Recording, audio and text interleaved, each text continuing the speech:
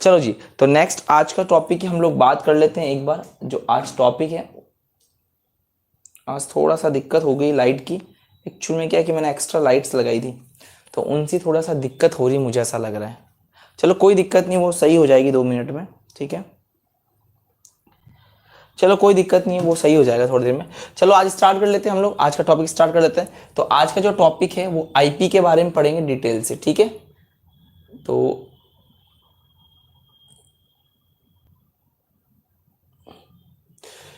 चलो स्टार्ट करें। तो आईपी पढ़ने वाले थे हम लोग बच्चों, आज आयनन विभव की बात करेंगे, ठीक है। तो आज का जो हमारा टॉपिक है वो है आयनन विभव, आयनन विभव।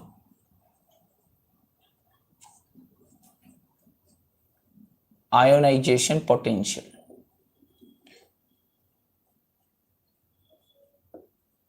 ठीक है।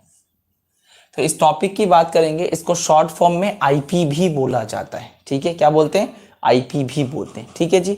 और ध्यान रखना, इसको आयोनाइजेशन एनर्जी भी बोला जाता है। इसके दोनों नाम आप ध्यान रखना, दोनों नाम इंपॉर्टेंट है। इसके दोनों नाम इंपॉर्टेंट है। आयनन ऊर्जा कहा जाता है इसको, क्लियर हो गया। ये आयनन ऊर्जा लिखा हुआ है, ठीक है। देख लेना, इसको आयनन ऊर्जा भी कह देते हैं, ठीक है। तो मैं लिख देता हूं इसको, आयनन ऊर्जा भी कहते हैं, ठीक है। आज का वीडियो ये पढ़ लो। एक्चुअली में लाइट का कुछ ज़्यादा दिक्कत हो गया है ना, कुछ ज़्यादा लाइट्स हो गई हैं, तो मुझे अब थोड़ा सही करने में थोड़ा टाइम लग जाएगा। कोई दिक्कत नहीं है, चलो आज का तो पढ़ते ही हैं, आज का तो स्टार्ट करते हैं। चलो जी, तो आज हम पढ़ने वाले हैं आईपी के बारे में, आयोनाइजेशन एनर्जी के बारे में। तो बहुत ही डिटेल से इसको समझना, बहुत ही प्यारा टॉपिक है, पढ़ने में बहुत मजा आता है, ठीक है। चलो देखो, होता है क्या है, आईपी का मतलब क्या होता है। सिंपल सी बात है, मैंने मान लेता हूँ ये न्यूक्लियस है, ठीक है। और इसके अराउंड कौन रिवॉल्व करते हैं? इलेक्ट्रॉन रिवॉल्व करते हैं, क्लियर हो गया। और इस न्यूक्लियस और इलेक्ट्रॉन के बीच में क्या होता है बच्चों? अट्रैक्शन होता है, आकर्षण होता है।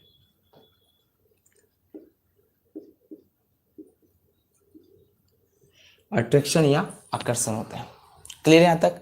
ठीक है। चलो जी, तो होता क्या है, आईपी का मतलब क्या होता है? ये जो इलेक्ट्रॉन होता है वो बाह्यतम कोश में होता है। किस कोश में होता है? बाह्यतम कोश में, जिसे हम लोग वैलेंस शेल इलेक्ट्रॉन भी बोलते हैं। वैलेंस शेल इलेक्ट्रॉन बोल दो या उसको आउटर मोस्ट सेल इलेक्ट्रॉन बोल दो, दोनों बातें लिख सकते हो। आउटर मोस्ट सेल इलेक्ट्रॉन भी बोला जाता है। क्या यहां तक सबको क्लियर हो चुका है? कर लोगे यहां तक? ठीक है। अब देखो है क्या एक्चुअली आईपी है क्या। तो मुझे क्या करना है, मुझे इस इलेक्ट्रॉन को बाहर निकालना है। क्या करना है? मुझे इस इलेक्ट्रॉन को बाहर निकालना है। अगर मुझे इस इलेक्ट्रॉन को बाहर निकालना है तो मैं कितनी एनर्जी दूं? क्या देनी पड़ेगी मुझे? एनर्जी, ठीक है। नहीं दिख रहा होगा, इसको मैं हटा देता हूं एक बार। तो मैं इसको कितनी एनर्जी दूं कि ये इलेक्ट्रॉन को इतनी एनर्जी दूं कि यहां से ये इलेक्ट्रॉन क्या हो जाए? बाहर निकल जाए। तो वापस ध्यान से सुनना, मैं वापस बता देता हूं, सुन लो कि किसी के वैलेंस शेल में, ऐसा एटम जिसके वैलेंस शेल में जो इलेक्ट्रॉन होता है, जो बाह्यतम कोश का इलेक्ट्रॉन है, जो सबसे आखिरी वाला इलेक्ट्रॉन है, उसको निकालने के लिए मैं क्या दूं? एनर्जी दूं। और यहां से इलेक्ट्रॉन क्या हो जाए? इलेक्ट्रॉन रिमूव हो जाए, रिमूव हो जाए, बाहर निकल जाए। और इस इलेक्ट्रॉन को बाहर निकालने के लिए जो एनर्जी दी जाती है वही क्या कहलाती है? आईपी कहलाती है। आई होप यहां तक आपको क्लियर हो गया होगा, ठीक है। समझ गए? मैं वापस समझा देता हूं, सुन लो कि ऐसा एटम, अब ये एटम कैसा होना चाहिए? गैस वाला होना चाहिए, क्योंकि गैस में से इलेक्ट्रॉन निकालना बहुत आसान होता है और ये विलगित हो, आइसोलेटेड हो, कभी किसी से रिएक्शन नहीं करे। तो ऐसे एटम की बात करेंगे जो गैस हो, जो आइसोलेटेड हो। वापस सुन लेना, आईपी का मतलब क्या होता है कि ऐसे एटम की बात कर रहे हैं जिसके वैलेंस शेल के इलेक्ट्रॉन को निकालने के लिए जो हम एनर्जी देते हैं, इस इलेक्ट्रॉन को निकालने के लिए जो हम एनर्जी देते हैं, वो एनर्जी क्या कहलाती है? आईपी कहलाती है। क्लियर हो गया? यहां तक समझ में आ गया? सिंपल सी बात है, मैं फिर से समझा देता हूं, सिंपल बात बोल देता हूं कि अगर किसी के वैलेंस शेल में से, किसी के बाह्यतम कोश में से इलेक्ट्रॉन को निकालने के लिए जो एनर्जी या ऊर्जा दी जाती है, क्या दी जाती है? एनर्जी या ऊर्जा दी जाती है, उस इलेक्ट्रॉन को निकालने की जो एनर्जी दी जाती है वही क्या कहलाती है बच्चों, आईपी कहलाती है। आयनन विभव, आयनन एंथैल्पी और आयनन ऊर्जा। क्लियर है सर? लाइट फोकस ज्यादा है। हाँ आज थोड़ा ज्यादा फोकस है, मैं कुछ कर नहीं सकता, आज आपको ऐसे ही पढ़ना पड़ेगा। मैं ट्राई कर सकता हूँ बस एक बार, थोड़ा सा लाइट का फोकस बहुत ज्यादा हो गया आज की क्लास में। I know. चलिए मैं ट्राई करता हूँ ये सही हो जाए। 1 मिनट रुकना, 1 मिनट रुको।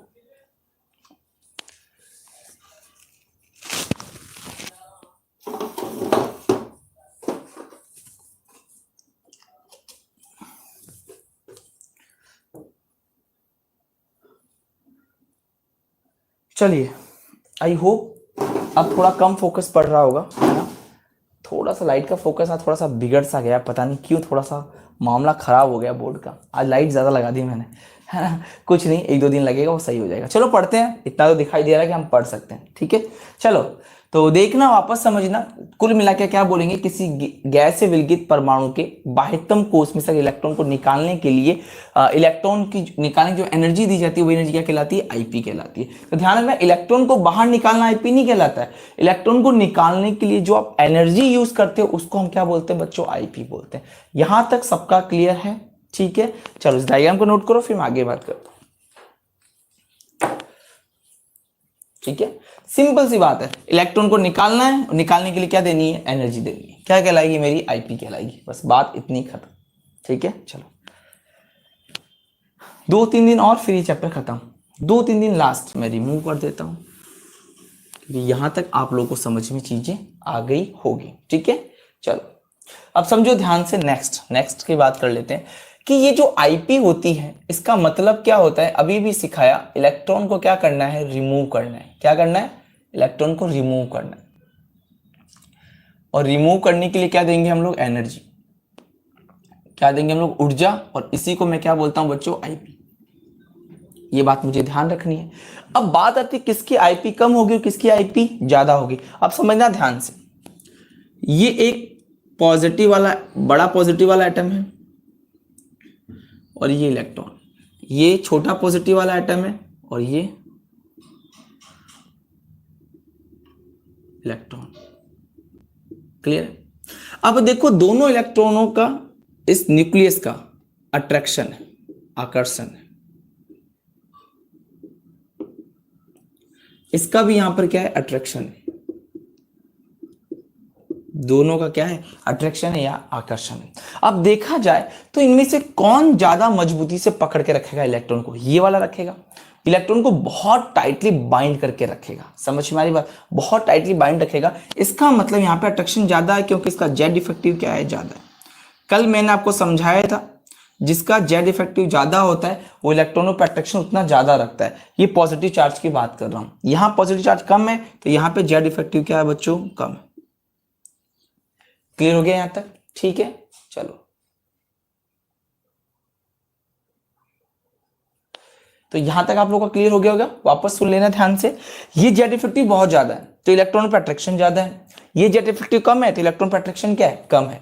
अब मैं इलेक्ट्रॉन निकालने के लिए गया, मैंने एनर्जी दी। अब मैंने एनर्जी दी, अब एनर्जी यहां पर भी दी और एनर्जी मैंने एक बार यहां पर भी दी, दोनों जगह में एनर्जी दी। एनर्जी देती ये इलेक्ट्रॉन क्या होगा, बाहर निकलेगा। और यहां से ये भी इलेक्ट्रॉन क्या होगा बच्चों, बाहर निकलेगा। तो एनर्जी देती दोनों इलेक्ट्रॉन क्या होंगे, यहां से बाहर निकलने की कोशिश करेंगे। क्लियर हो गया? लेकिन ये मुझे एक बात समझाओ, थोड़ा सा दिमाग लगाना। अगर ये इलेक्ट्रॉन यहां से बाहर निकलेंगे, कौन सा इलेक्ट्रॉन आसानी से निकलेगा, जिस पर अट्रैक्शन कम होगा। यहां पर अट्रैक्शन कम है, थोड़ी सी एनर्जी दोगे इलेक्ट्रॉन बाहर चला गया, तो यहां पर आईपी का मान भी क्या होगा, कम होगा, क्योंकि कम एनर्जी यूज लिया आपने। लेकिन यहां पर क्या है, अट्रैक्शन बहुत ज्यादा है। अरे एक बात बताओ, मैंने हाथ को बहुत मजबूती से पकड़ रखा है, बहुत मजबूत है मेरा हाथ। आप छुड़ाने के लिए है तो आप कम एनर्जी लोगे, ज्यादा एनर्जी दोगे, ज्यादा एनर्जी दोगे। और अगर ज्यादा एनर्जी दोगे तो ये एनर्जी है क्या, आईपी तो है। इस एनर्जी को तो मैं क्या बोल रहा हूं, आईपी, जो किसके काम में आती है, इलेक्ट्रॉन को निकालने के लिए काम में आती है। तो आईपी का मान भी क्या हो जाएगा बच्चों, बढ़ जाएगा। तो कुल मिला के जहां जहां जेड इफेक्टिव बढ़ता है वहां वहां आईपी का मान क्या होता है बच्चों, बढ़ता है। और जहां जहां जेड इफेक्टिव कम होता है वहां आईपी का मान कम होता है। मतलब ये ज्यादा होगा तो इलेक्ट्रॉन को निकालने के लिए एनर्जी ज्यादा देनी पड़ेगी, ये कम होगा तो इलेक्ट्रॉन को निकालने के लिए एनर्जी भी कम देनी पड़ेगी। अरे आईपी का मतलब क्या है, फिर सुन लो, इलेक्ट्रॉन को निकालने के लिए दी गई एनर्जी या ऊर्जा। क्लियर है? तो कुल मिला के जेड इफेक्टिव बढ़ेगा तो आईपी भी बढ़ेगा। अब मैंने आपको पीरियड टेबल में पढ़ा रखा है, एक बार इसको देख लो, नोट कर लो, और देखा जाए तो आपको मैंने पढ़ा रखा है पीरियड टेबल में। इसके बाद ये उतार सकते हो आप, क्या पढ़ा रखा है, इसमें दो साइड चलते हैं, एक लेफ्ट से राइट, और लेफ्ट साइड जाने पे बताओ जेड इफेक्टिव क्या होता है, इंक्रीज होता है, और जेड इफेक्टिव अगर बढ़ेगा तो आईपी भी क्या होगा, बढ़ेगा। लेकिन अप से डाउन आने पे बताओ मुझे जेड इफेक्टिव क्या होता है, डिक्रीज होता है, तो बताओ आईपी भी क्या होगी, डिक्रीज होगी। तो कुल मिला के क्या बात ध्यान रखनी है, ध्यान ये रखना है कि पीरियोडिक टेबल में लेफ्ट से राइट जाने पे, जिसको नहीं पता है कि कैसे कम हुआ, मेरा पीछे वाला फोर्थ पार्ट देख लेना, जो भी थर्ड फोर्थ पार्ट है वो देख लेना, समझ में आ जाएगा इधर से जाने पे क्यों जेड इफेक्टिव बढ़ता है। सब मैंने अच्छे से डिटेल से समझाया था, आप पढ़ लेना, ठीक है। तो जेड इफेक्टिव बढ़ेगा तो आईपी भी बढ़ेगी, कब, जब हम लेफ्ट से राइट की तरफ जाएंगे। मतलब इलेक्ट्रॉन आसानी से नहीं निकलता है, इलेक्ट्रॉन को निकालने के लिए हमें ज्यादा एनर्जी देनी पड़ेगी, उस एनर्जी को ही मैं क्या बोलता हूँ, आईपी बोलता हूँ। क्लियर है? अब देखो एनर्जी को ही आईपी बोल रहा हूं, इसलिए ध्यान रखना ये जो एनर्जी निकलती है उस एनर्जी के लिए, इसके लिए यूनिट काम में लेते हैं, जो इसकी यूनिट काम में लेते हैं वो लेते हैं किलो जूल पर मोल, याद रहेगा, या किलो कैलोरी पर मोल। तो ध्यान रखना आईपी की यूनिट क्या होती है, किलो जूल पर मोल, क्योंकि यहाँ एनर्जी की बात होगी, और जब भी एनर्जी की बात होती है तो जूल, कैलोरी, अर्ग वगैरह की यूनिट काम में लेते हैं। तो आई होप यहां तक आपको अच्छे से क्लियर हो गया होगा। चलो एक बार फटाफट नोट कर लो, फिर मैं आगे बढ़ता हूं, ठीक है। चलो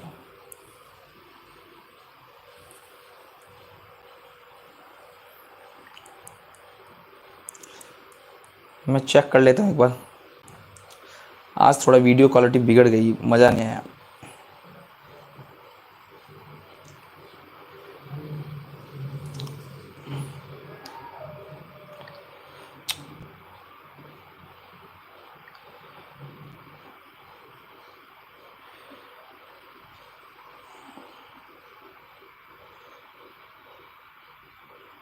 हो गया? चलो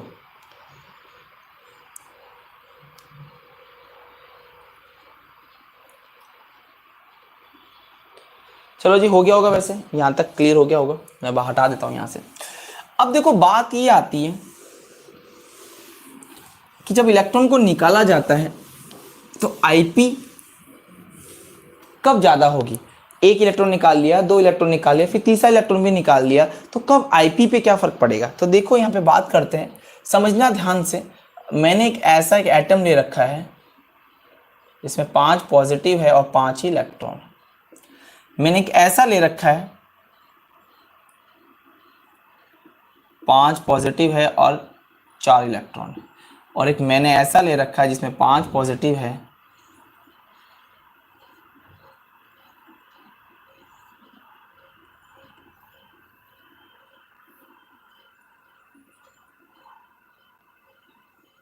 और 3 इलेक्ट्रॉन ले रखा है, ठीक है।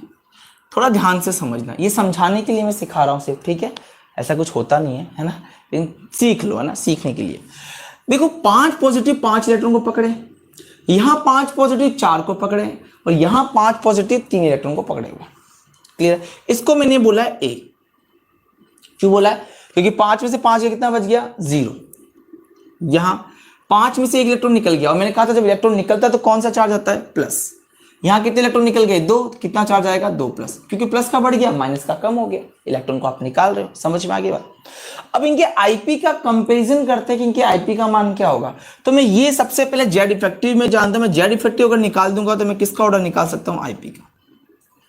क्लियर है? मैंने इसमें से 1 इलेक्ट्रॉन बाहर निकाला, कितने इलेक्ट्रॉन बाहर निकाले, 1। इसमें से मैंने 2 इलेक्ट्रॉन बाहर निकाले, पहले 1 निकाला फिर दूसरा निकाला, और इसमें से मैंने कितने इलेक्ट्रॉन बाहर निकाले, 3, पहला फिर दूसरा फिर तीसरा। तो मैंने इसी में से पहले 1 इलेक्ट्रॉन बाहर निकाला, और इसी में से मैंने पहले कितने इलेक्ट्रॉन बाहर निकाल दिए, 2 इलेक्ट्रॉन। तो जब 1 इलेक्ट्रॉन निकाला तो उसको मैं आईपी फर्स्ट बोलूंगा, 2 निकालूंगा तो क्या बोल दूंगा, आईपी 2 बोल दूंगा। क्लियर है? 1 इलेक्ट्रॉन निकाला तो आईपी फर्स्ट बोला, 2 इलेक्ट्रॉन निकाला तो आईपी 2 बोला, और 3 इलेक्ट्रॉन निकाल दूंगा तो आईपी थर्ड बोल दूंगा। क्या यहां तक सब क्लियर है? मैं वापस सुन लेना। इसमें से 1 इलेक्ट्रॉन बाहर निकाला तो आईपी फर्स्ट, मतलब 1 इलेक्ट्रॉन निकालने के लिए एनर्जी दी। यहां से यहां गया, कितने इलेक्ट्रॉन निकाल दिए? 2, तो Ip2। एक और बना सकता हूं, तो वो क्या बन जाएगा? Ip3 बन जाएगा। क्लियर है यहां तक? समझ गया? चलो जी, तो एक काम करता हूं मैं थर्ड वाले को, चलो इसमें Ip फर्स्ट और Ip2 का कंपेरिजन कर लेते हैं, फिर Ip3 ऑलरेडी आ जाएगा। समझ में आ गई बात? अब देखो बच्चों, जेड इफेक्टिव की बात करते हैं। अब यहाँ पे 5 इलेक्ट्रॉन 5 को पकड़े हुए, कोई टेंशन वाली बात नहीं। यहां बात करते हैं, बताओ यहाँ 5 4 को पकड़े और यहाँ 5 3 को पकड़े, ज्यादा अट्रैक्शन आकर्षण ज्यादा कहां होगा? इसमें होगा, क्योंकि यहाँ 5 3 को पकड़ रहा है और यहाँ 5 4 को पकड़ रहा है, तो ज्यादा अच्छे से अट्रैक्शन न्यूक्लियस कहां करेगा? यहां करेगा। तो यहां अट्रैक्शन ज्यादा होगा और यहां अट्रैक्शन होगा, लेकिन अट्रैक्शन या आकर्षण कैसा होगा बच्चों? कम होगा। क्लियर है? वापस सुन लेना, ये 5 प्रोड्यूस 4 को पकड़ के रख रहा है, ठीक है, और ये 5 3 को पकड़ के रख रहा है, तो ज्यादा मजबूती से लोग कहां पकड़ेंगे? यहां पकड़ेंगे, या 5 3 को पकड़े 5 4 को पकड़े, तो ज्यादा स्ट्रांगनेस कहां है? वहां है 5 और 3 में। तो यहां पे अट्रैक्शन ज्यादा है, यहां पे अट्रैक्शन थोड़ा सा कम है। देखो ज्यादा है तो दोनों जगह, लेकिन यहां ज्यादा, देखो एरो ज्यादा लगा रखा है, यहां कम लगा रखा है। जहां अट्रैक्शन कम होता है वहां जेड इफेक्टिव भी थोड़ा कम होगा, लेकिन यहां जेड इफेक्टिव क्या होगा? ज्यादा होगा। तो बताओ, जेड इफेक्टिव जैसा करेगा, आईपी यहां पर भी तो होगा, लेकिन इसकी आईपी का मान ज्यादा होगा। मतलब अगर आपने पहला इलेक्ट्रॉन अगर आराम से निकाल दिया, तो दूसरे इलेक्ट्रॉन को निकालने में बहुत दिक्कत होती है। तो ध्यान रखना बच्चों, आईपी फर्स्ट ज्यादा रखता है, सॉरी, आईपी फर्स्ट का मान कम होता है किससे? Ip2 से, और फिर किसका मान कम होता है? फिर Ip1 का। अगर आपसे बोल दे कि भाई आपने 1 इलेक्ट्रॉन निकाला, आपने 2 इलेक्ट्रॉन निकाला, आपने 3 इलेक्ट्रॉन निकाला, ज्यादा मुश्किल कहां आएगी? तीसरे में दिक्कत आएगी। पहला आराम से निकल जाएगा, फिर न्यूक्लियस का चार्ज बढ़ जाएगा, जेड इफेक्टिव बढ़ जाएगा, फिर दूसरा निकालने जाओगे तो वो नाटक करेगा, फिर तीसरे में तो बहुत दिक्कत आ जाती है। तो ध्यान रखना, अगर आपके पास 3 लोग हो तो सबसे ज्यादा आईपी किसकी होती है? Ip3 की होती है। मतलब आपको कौन सा इलेक्ट्रॉन निकालने के लिए ज्यादा एनर्जी देनी पड़ेगी? तीसरे वाले में, फिर दूसरा और फिर पहला। ये स्टार लगा के लिख देना, ये बहुत ही इंपॉर्टेंट चीज बताई है मैंने आप लोगों को, ठीक है? चलिए जी, समझ में आ गया यहां तक? ध्यान से समझते चलना है ना, एक एक पॉइंट, एक एक लफ्ज मेरे सुनते रहना, गलती नहीं होगी कभी। मैं फिर बता देता हूं, मुझे इलेक्ट्रॉन निकालना है और इलेक्ट्रॉन निकाल के मुझे एनर्जी देनी है, तो मेरा पहला इलेक्ट्रॉन तो आराम से निकल सकता है, लेकिन दूसरे निकालने में, फिर तीसरे निकालने में दिक्कत आती है, क्योंकि जेड इफेक्टिव क्या होता है? बढ़ जाता है। अगर ये जेड इफेक्टिव का मतलब क्या है? ये पॉजिटिव चार्ज। जिसने भी लास्ट पार्ट नहीं देखना, पढ़ लेना, वो नहीं समझ में आता, ये समझ में नहीं आएगा, ठीक है? उसको देख के फिर इसको देखना, आपको और मजा आएगा पढ़ने में। क्लियर है? समझ गए? चलो नोट करो।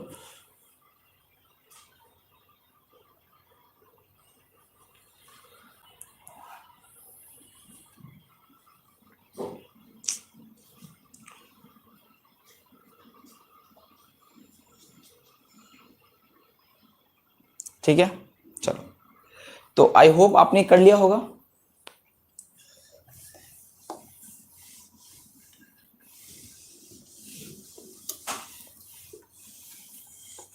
चलो बच्चों, अब नेक्स्ट बात करते हैं, नेक्स्ट वाला समझ लो थोड़ा ध्यान से अब, ठीक है?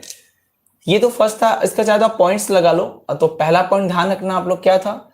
अगर जेड इफेक्टिव इंक्रीज होगा तो आईपी भी क्या होगा? इंक्रीज होगा। दूसरा पॉइंट ध्यान रखना, अगर जेड इफेक्टिव बढ़ता है तो कल समझाया था मैंने, साइज क्या होता है? कम होता है, आकार कम होता है, लेकिन आईपी का मान क्या होता है? इंक्रीज होता है।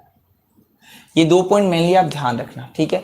थर्ड पॉइंट की बात करते हैं बच्चों, ध्यान रखना, Ip3 की एनर्जी ज्यादा होगी किससे? Ip2 से, फिर Ip2 की ज्यादा कम किससे होगी? Ip1 से। तो Ip3 सबसे ज्यादा एनर्जी रखेगा इलेक्ट्रॉन निकालने के लिए, फिर 2 और 1, 1 को 2 का मतलब क्या है? 1 2 3 का, 1 इलेक्ट्रॉन निकाला, 2 इलेक्ट्रॉन निकाला और फिर 3 इलेक्ट्रॉन निकाल दिया। समझ में आ गई बात? ठीक है, चलो जी, थर्ड के बाद फोर्थ पॉइंट की बात करते हैं, समझना। अभी आपको ये वाला फोर्थ पॉइंट मैंने समझाई दिया, इधर से इधर जाने पे क्या होता है?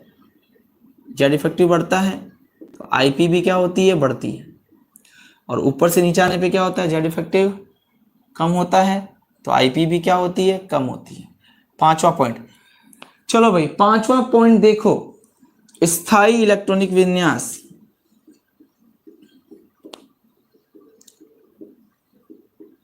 स्थायी इलेक्ट्रॉनिक विन्यास समझना, स्टेबल इलेक्ट्रॉनिक कॉन्फ़िगरेशन, इनके लिए आईपी का मान हमेशा ज्यादा होता है। इनके लिए आईपी क्या होती है? मैक्सिमम होती है। मैक्सिमम का मतलब क्या होता है बच्चों? ज्यादा होती है। अब ऐसे कौन कौन से? तो दो लोग होते हैं, एक होता है हाफ फील्ड अर्धपूरित विन्यास, हाफ फील्ड विन्यास, हाफ फील्ड ऑर्बिटल, और एक कौन सा होता है? Fully field. एक होता है अर्धपूरित और एक होता है पूर्ण पूरित। तो दो तरह के अपने पास विन्यास है, एक है अर्धपूरित विन्यास और एक है पूर्ण पूरित विन्यास। कि सिर्फ ये क्या होते हैं? ये तो हम समझ में आ गया, ठीक है। स्थायी इलेक्ट्रॉनिक विन्यास क्या होता है ये भी बताओ। बिल्कुल। अच्छा एक बात बताओ, अगर हम अपने जनरल चीजों में देखें तो क्या हम और एक अंबानी, अमीर कौन है? हम है तो दोनों इंसान ही, दो आंख हैं, दो पैर दे रखे हैं भगवान ने, सब कुछ दे रखे जो उसके पास है, लेकिन सिर्फ एक ही चीज की कमी हुआ है, पैसा। उसके पास पैसा ज्यादा और मेरे पास कम है। तो अगर मैं इलेक्ट्रॉनिक विन्यास की बात करूं, इलेक्ट्रॉनिक कॉन्फ़िगरेशन की बात करूं, तो वो ज्यादा स्टेबल है क्योंकि उसके पास पैसा ज्यादा है। तो इनमें जो पैसे वाले लोग होते हैं वो दो लोग होते हैं, अर्धपूरित और पूर्णपूरित। समझ में आ गई बात? हाफ फील्ड और fully filled orbital. I hope आपको ये चीज समझ में आ गई होगी कि यहाँ पे स्थायी इलेक्ट्रॉनिक विन्यास का मतलब क्या होता है भैया, जिनके पास अर्धपूरित और पूर्णपूरित कक्षक होते हैं। क्या मतलब हुआ सर? देखो बच्चों, एस की बात करूं तो एस में एक ऑर्बिटल होती है, समझ लेना। पी में 3 ऑर्बिटल होती है, डी में 5 ऑर्बिटल होती है, एफ में 7 ऑर्बिटल होती है, ठीक है, ये 7 ऑर्बिटल होती है। हाफ फील्ड का मतलब होता है बच्चों 50% और फुली फील्ड का मतलब होता है 100% भरा हुआ। क्या मतलब हुआ? एस कभी हाफ फील्ड नहीं होता, इसमें हमेशा 2 इलेक्ट्रॉन रहेगा, तो ये हो गया S2। S2 एक फुली फील्ड ऑर्बिटल होता है, ये पूरा भरा होता, कभी हाफ फील्ड मत करना। पी में देखो 1 इलेक्ट्रॉन, 2 इलेक्ट्रॉन, 3 इलेक्ट्रॉन, ये कैसा हो गया? हाफ फील्ड, आधा भरा हुआ। इसमें टोटल 6 भर सकता हूं, 6 में से आधा क्या होगा? आधा भरना मतलब आधा भरा हुआ। 50% की मतलब 50%, ना 51% ना 49%। समझ में आ गई बात? ये कितना हो गया? P3। अगर मैं इसको पूरा भर दूं तो बताओ कितना हो जाएगा? P6। इसमें देखो 1 2 3 4 5, आधा भरा हुआ कितना हो गया? ये 5, और पूरा भरा हुआ बताओ ये कितना हो जाएगा? 10। इसी तरह ये आधा भरा हुआ कितना हो जाएगा? 7, और पूरा भरा हुआ कितना हो जाएगा? 14। तो जो जो अपना कॉन्फ़िगरेशन ये रखते हैं, ये वाला, जो जो अपना इलेक्ट्रॉनिक कॉन्फ़िगरेशन ये रखते हैं, वो उतना ज्यादा बच्चों स्टेबल होते हैं। क्या होते हैं? स्टेबल होते हैं। कि इनके पास अगर ये इलेक्ट्रॉनिक कॉन्फ़िगरेशन है तो ये बहुत ज्यादा स्टेबल है। अब अगर उस समय तो ये लिखना ही नहीं आता इलेक्ट्रॉनिक कॉन्फ़िगरेशन, कोई बात नहीं। अभी मैं आपको 1 से लेकर 20 तक तो मैं सिखाता हूं, ठीक है, 1 से 20 तक मैं सिखा दूंगा। बाकी के जब हम पढ़ेंगे ना आगे विस्तार से, अगर एक्सटेंड फॉर्म में पढ़ेंगे ना इन सबको, आपको 1s2 2s2 पढ़ा होगा आपने बचपन में, 1s2 2s2 2p6 भूल गए होंगे, कोई बात नहीं, अगर याद है तो अच्छी बात है। तो 1s2 2s2 2p6 सब कुछ पढ़ रखा है, वही है इलेक्ट्रॉनिक कॉन्फ़िगरेशन। क्लियर हो गया है? तो वही सब सीखेंगे हम लोग, 1 से 20 तक का सिखा देता हूं मैं इसी टॉपिक के अंदर, बाद में पूरे के एक साथ सिखा दूंगा, ठीक है। तो यहां तक समझ में आ गया, ये याद रखना भी, इसका मतलब अभी समझाता हूं क्यों अगर ये इतने इनके आईपी ज्यादा क्यों होते हैं औरों से इनके आईपी ज्यादा होते हैं, क्यों होते हैं? देखो भाई, ये स्टेबल, इनके पास खूब सारा पैसा है और तुम इनके पास से इलेक्ट्रॉन निकालने के लिए जा रहे हो। देखो, तुम यहाँ इलेक्ट्रॉन निकालने के लिए गए, तुम यहाँ इलेक्ट्रॉन निकालने के लिए गए, तुम यहाँ इलेक्ट्रॉन निकालने के लिए गए, ये मना कर देंगे कि नहीं भैया हमसे इलेक्ट्रॉन मत निकालना, हमको जरूरत नहीं है, तुमसे क्यों इलेक्ट्रॉन निकाल रहा है। तो एक बात बताओ, इलेक्ट्रॉन निकालने में क्या करेंगे? नाटक करेंगे। तो हमें एनर्जी क्या देनी पड़ेगी? ज्यादा। अगर तुम इलेक्ट्रॉन शांतिपूर्वक नहीं दोगे तो हम एनर्जी लगा देंगे। अगर तुमने एनर्जी बहुत ज्यादा लगा दी तो बताओ इलेक्ट्रॉन क्या होगा? आसानी से बाहर निकल जाएगा। है वैसे तो आसानी से नहीं निकला, लेकिन मैंने कहा ना, अगर तुमने एनर्जी ज्यादा लगा दी तो इलेक्ट्रॉन आसानी से निकल जाएगा। और एनर्जी ज्यादा लगना मतलब आईपी का मान ज्यादा होगा, क्योंकि ये स्टेबल होती, स्थायी होती है। क्लियर है? तुम अंबानी को बोलो मैं तेरे को 1 लाख रुपए दूंगा, है मेरी कंपनी ज्वाइन कर ले, वो कर लेगा क्या? वो मना कर देगा, लात मार के बाहर निकाल देगा। साले मुझे तो 1 लाख दे रहा है, लेकिन तुम बोलो कि मैं पीएम मोदी का ऑर्डर लेके आया तो मेरा काम कर, अब वो करेगा। क्यों? पहले 1 लाख में एनर्जी नहीं थी क्या? नहीं थी, कम थी, लेकिन तुम ऑर्डर पीएम का लेके आ गए, अब वो तुम्हारे यहाँ भी काम करने के लिए आएगा। क्यों? क्योंकि तुमने एनर्जी बहुत ज्यादा लगा दी। ये बात समझ में आ गई है? ठीक है, चलो नोट कर लो इस सबको, ठीक है। ये पॉइंट्स ध्यान रखना, बहुत ही इंपॉर्टेंट पॉइंट्स है, अच्छे से ध्यान रख लेना।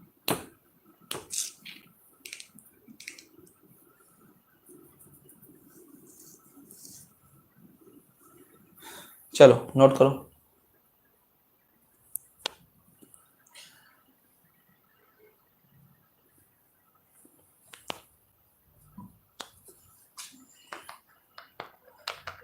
ठीक है,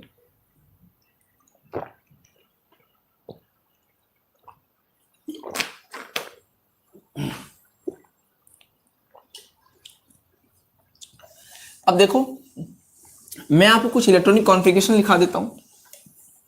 चलो 1 से 10 ही कर लेते हैं फिलहाल, इसमें इतनी जरूरत पड़ेगी, अपने एग्जाम के लेवल तक यही आती है, ज़्यादा नहीं आती। फिर फैमिलीज का उसके हिसाब से कर लेंगे। देखो हाइड्रोजन में होता है 1s1, एक होता है एटॉमिक नंबर, हीलियम का 1s2। देखो यहां पर कैसा ऑर्बिटल आ गया, देखो फुली फिल्ड।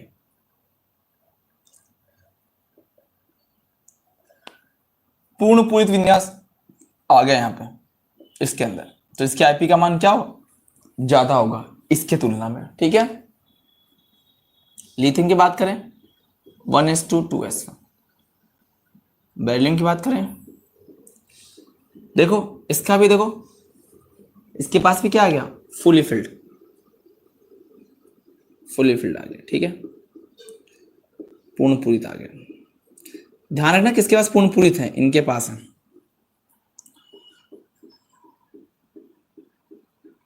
देखो इसके पास एक ही है,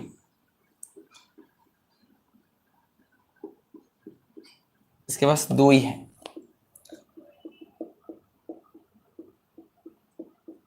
ये देखो, अब इसके बाद देखो P में 3 आ गए, क्या मैंने बताया था ना, S2 P3 P6 D5 D10 F7 और F14, ये ध्यान रखना। ठीक है, ये सब स्टेबल होती है। ऑक्सीजन की बात करें 2p5, फ्लोरीन की बात करें 2p5 और नियॉन की बात करते हैं 2p6। देखो इसके पास भी कैसा आ गया, फुली फिल्ड आ गया, और इसके पास कैसा आया, हाफ फिल्ड, अर्धपूरित आया इसके पास। ठीक है,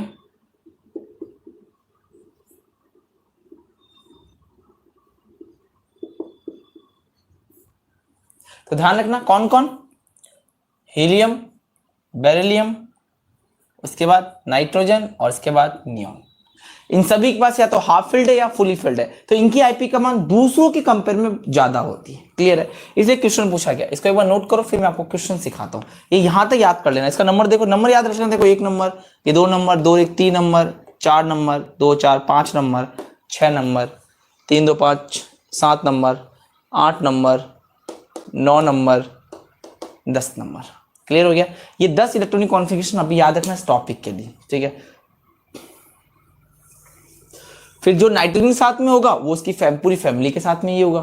ठीक है, ऑक्सीजन होगा तो अगर ऑक्सीजन के बैलेंस में देखो पी में कितना 4, तो इसके पूरी फैमिली में 4 ही होंगे। फिर क्लियर हो गया, चलो कर लो नोट।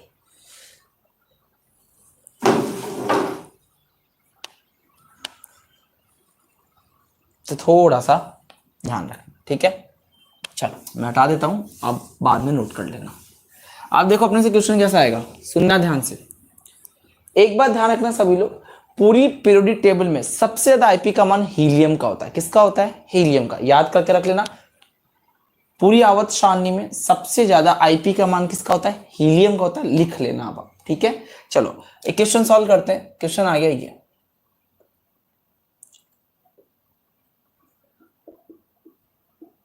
और ये आ गया नियम। बोलेगा इसको आईपी का ऑर्डर बताओ, किसकी आईपी का मान ज्यादा होगा। तो मुझे पता है इधर से इधर जाने पे क्या होता है, जेड इफेक्टिव बढ़ता है। अगर जेड इफेक्टिव बढ़ेगा तो आईपी का मान भी क्या होगा बच्चों, बढ़ेगा। तो सबसे ज्यादा आईपी का मान किसका बताओ मुझे, नियॉन का है, फिर किसका है, फ्लोरीन का, फिर ऑक्सीजन का, फिर नाइट्रोजन का, कार्बन का, बोरोन का, फिर बेरिलियम का, और फिर लिथियम का। ये ऑर्डर होना चाहिए था, लेकिन ये ऑर्डर बच्चों गलत हो जाता है। क्या हो जाता है, ये गलत। दो जगह अंतर है, एक यहां और एक यहां। यहां पे सबसे ज्यादा आईपी का मान नियॉन का ही होता है, सही बात है, फिर फ्लोरीन का ही होता है, सही बात है। लेकिन यहाँ पे ऑक्सीजन ना होकर किसका हो जाता है, नाइट्रोजन का और फिर ऑक्सीजन का। अब ऐसा क्यों हो गया, क्योंकि नाइट्रोजन के पास कैसी ऑर्बिटल होती है, हाफ फील्ड। ये ध्यान रखना, ये सवाल पूछा गया है, अर्धपूरित विन्यास होता है। भाई आईपी का मान किसका ज्यादा होना चाहिए था, ऑक्सीजन का, लेकिन ज्यादा किसका हो जाता है, नाइट्रोजन का। क्लियर है। फिर कौन आएगा, कार्बन। अब इन दोनों में भी यहाँ पे डिफरेंस आता है, बेरिलियम पहले आएगा और बोरोन बाद में आएगा, और सबसे आखिरी में कौन आएगा, लिथियम। अब यहाँ पर ऐसा क्यों हो गया, देखो यहाँ पर ऐसा हो रहा है, यहाँ पर ऐसा क्यों हो गया, क्योंकि बेरिलियम के पास कैसा है, fully filled orbital, fully filled है, ये पूर्ण पूरित विन्यास रखता है। ठीक है, याद रखना। अब देखो इसके साथ में ऐसा, इसकी फैमिली के साथ में भी ऐसा होगा। नियॉन के नीचे कौन आता है बताओ, आर्गन। फ्लोरीन के नीचे कौन आता है बताओ, क्लोरीन। नाइट्रोजन के नीचे कौन आता है, फास्फोरस, फिर सल्फर, फिर कार्बन। बेरिलियम के नीचे कौन आता है, मैग्नीशियम। बोरोन के नीचे कौन आता है, एल्यूमिनियम। और नियॉन, लिथियम के नीचे सोडियम। तो ये भी आप थोड़ा सा ध्यान रख लेंगे, ये भी ध्यान। क्लियर है, समझ गए यहां तक? ठीक है। अरे देखो इधर से इधर जाने पर जेड इफेक्टिव बढ़ता है, क्योंकि पीरियड टेबल में लेफ्ट से राइट का कॉम्बिनेशन है। ठीक है, और लेफ्ट से राइट जाते हैं तो जेड इफेक्टिव बढ़ता है, तो आईपी भी बढ़ेगा। सबसे ज्यादा आईपी नियॉन का, फिर फ्लोरीन का। सही बात है। अब ऑक्सीजन का होना चाहिए, लेकिन नाइट्रोजन हो जाता है, क्योंकि नाइट्रोजन के पास कैसा है, हाफ फील्ड है। क्लियर है। फिर कार्बन, फिर बेरिलियम और बोरोन से बेरिलियम ज्यादा है, क्यों, क्योंकि इसका फुली फील्ड है। अब बोलोगे सर अगर ये हाफ फील्ड, इसको और ज्यादा बना दो ना। अब ऐसा थोड़ी ना होगा कि अंबानी बिल गेट्स बन जाएगा, है ना, क्योंकि सर नाइट्रोजन फ्लोरीन से, और नियॉन भी कैसा है, फुली फिल्ड होता है, फुली फिल्ड होता है। ठीक है, और फुली फील्ड और हाफ फील्ड में अगर आ जाए तो फुली फील्ड को हमेशा ज्यादा करना, हाफ फील्ड को हमेशा कम करना। ठीक है। अब तुम नाइट्रोजन ज्यादा नहीं, फ्लोरीन ज्यादा थोड़ी कर सकते हो, क्योंकि अगर ये बोला ना अंबानी है तो ये बिल गेट्स है। अब अंबानी की तक बिल गेट्स से थोड़ी कंपेयर कर लोगे, समझ में आई बात? चलो क्लियर हो गया कैसे कर रहे हैं। अब और भी इसमें मेनली दो जगह ध्यान रखना है, एक यहां और एक यहां। पूछा गया सवाल है, साफ साफ पूछता है, साफ साफ लफ्जों में, कि नाइट्रोजन और ऑक्सीजन के अगर कंपेयर करोगे तो ऑक्सीजन की ज्यादा होकर नाइट्रोजन की होती है, क्यों होती है, उसका रीजन क्या है? तो उसका आप रीजन खुद क्या बोल सकते हो, उसका रीजन ये बोल देना, क्योंकि नाइट्रोजन के पास हाफ फील्ड होता है, और हाफ फील्ड एक स्टेबल कॉन्फ़िगरेशन है, एक स्थायी विन्यास होता है, इसलिए नाइट्रोजन का ज्यादा होता है, ऑक्सीजन का हमेशा कम होता है। ठीक है, समझ गए? चलो कर लो नोट। तो ये ध्यान रखना, ये मैंने कैसे किया, लेफ्ट से राइट है। अब मुझे पीरियड टेबल पता है कि लेफ्ट से राइट कौन जाता है और अप से डाउन कौन जाता है, मैंने ये सिखा रखा है। तो थोड़ा सा आपको ध्यान रखने की जरूरत तो है ही। ठीक है, चलो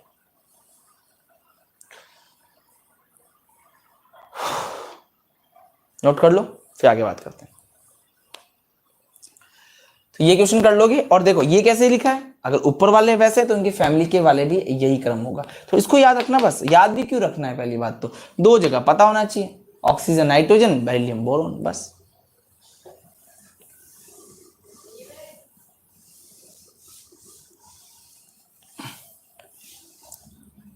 आगे बात करें, समझो ध्यान से। एक क्वेश्चन ही आ गया, बोलेगा लिथियम, सोडियम, पोटेशियम, रुबिडियम और सीजियम, बोलेगा आईपी का मान बताओ। अब आपको पता होना चाहिए कि ऑर्डर कौन सा है, तो पहचान के बताओ ये ऑर्डर कौन सा चलता है, अप से डाउन। ये चल रहा है अप से डाउन, और अप से डाउन जाने पे जेड इफेक्टिव क्या होता है, कम होता है, इसलिए आईपी का मान भी क्या होता है, कम होता है। तो अगर ऊपर से नीचे आने पे आईपी कम हो रही है, ठीक है, अगर आईपी कम होती है तो शब्द आईपी किसकी हो जाएगी, लिथियम की, then sodium, potassium, rubidium, then caesium. Clear हो गया? जैसे क्वेश्चन ये आ गया, ये आ गया, बोलेगा सबसे ज्यादा आईपी किसकी होगी, आईपी का मान लिखना है। तो पहले देखो ये ऑर्डर कौन सा है, लेफ्ट से राइट या अप से डाउन। तो सिंपल सी बात है, अप से डाउन है। देखो फ्लोरीन, क्लोरीन, ब्रोमीन, आयोडीन। ऊपर से नीचे आने पे जेड इफेक्टिव क्या होता है, घटता है, तो आईपी का मान भी क्या होगा, घटेगा। तो सबसे ज्यादा आईपी का मान किसका हो जाएगा, फ्लोरीन का, then chlorine, then bromine, then iodine. कर लोगे आराम से, कोई दिक्कत कोई परेशानी नहीं है ना? ठीक है, तो ये थोड़ा पहचानना अप से डाउन कौन है, और पूरी पीरियोडिक टेबल में ध्यान रखना, पूरी पीरियोडिक टेबल की बात कर रहे हैं। हाईएस्ट आईपी का मान किसका होता है, हीलियम का, हाईएस्ट आईपी, याद रख लेना इस चीज को, हाईएस्ट आईपी कौन रखता है, हीलियम रखता है। क्लियर है?